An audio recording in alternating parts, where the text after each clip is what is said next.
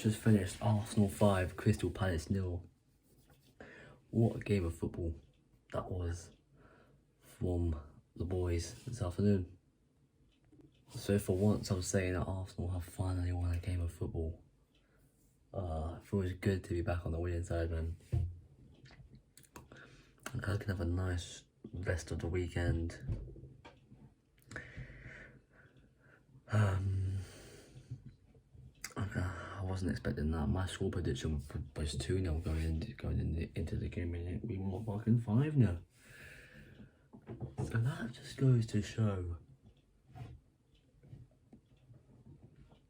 how now we could have our season turned on our heads now.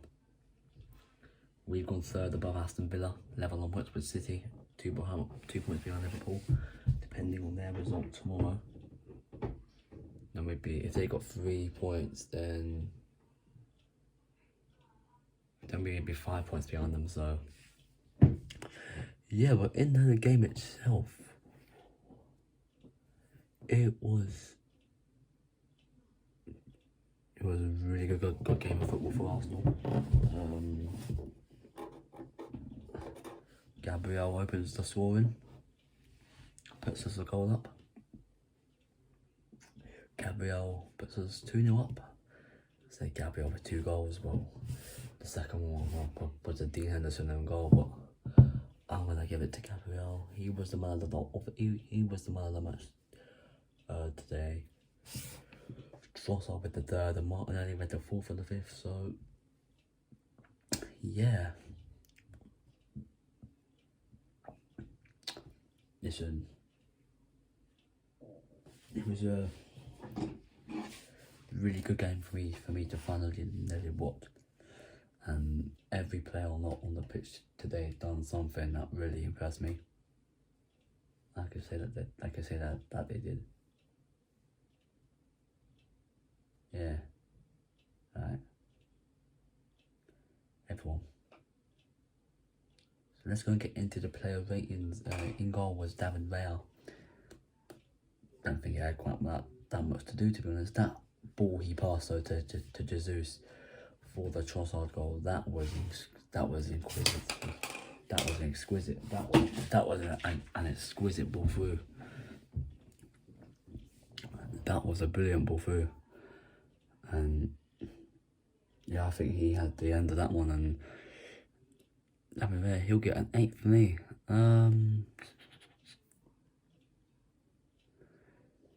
Into the back 4, Zinchenko at left back. I thought he played really well. Came back into the side after a slight little injury. Done alright, to be honest with you. As you know, I'm not Zinchenko's biggest fan. I don't really like him, but today he had a good game, and a reason for me to give him an 8 as well. Into our man of the match, Gabriel. He gets a 10. Listen, not only were his 2 goals exquisite, it was all the build-up play that was with it. The touch bang.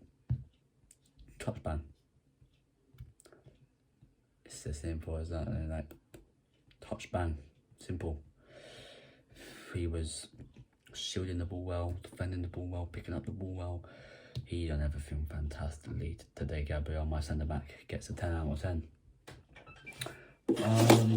His partner William Saliba, I don't think had a lot to do, to be quite honest with you, because all of it was done by Gabriel. But whatever Saliba had to do, he dealt with fantastically. Whatever Saliba had to do, dealt with it quite comfortably, and I'll give Saliba a 7. Ben White wasn't the greatest of games again from him. He looked a bit shaky. He looked like the old Ben White we saw before the winter break. So I think he'll probably get the lowest on the team. I'm gonna give Ben White a 5. Into the midfield, Declan Rice. No, he actually went off the pitch saying the words hammy. Now that means hamstring. Now, if he does have a hamstring injury, that is not going to be good. Because we will need him for that big game at the City ground in about 2 weeks' time. I'll need to get some more news on him first before I hear anything about it, but as it stands, he is going to be out for the first game, which is not good news at all for us. But don't get me wrong, Jorginho come on and looked fucking brilliant. So, but yeah, Declan Rice in his overall game got the assist for the first Gabriel goal from a corner. He actually took the corner. Trossard left it to Rice. Rice crosses it in. Gabriel's there for the header.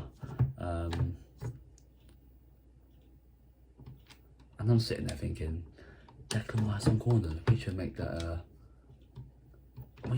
a main thing, like that a proper thing.